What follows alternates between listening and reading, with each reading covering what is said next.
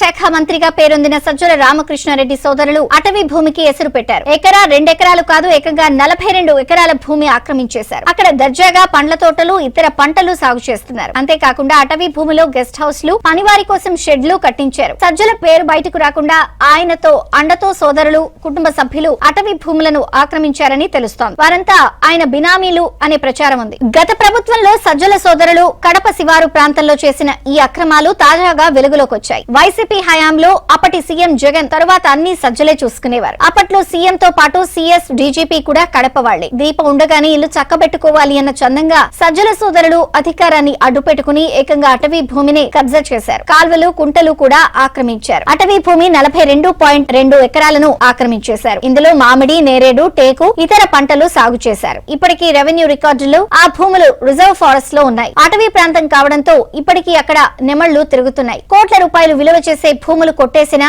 అటు అటవీ శాఖ, ఇటు రెవెన్యూ యంత్రాంగం కళ్లు మూసుకున్నాయి. అటవీ భూముల ఆక్రమణ వ్యవహారం ఇటీవల కలెక్టర్ దృష్టికి రావడంతో సర్వే చేయిస్తున్నారు.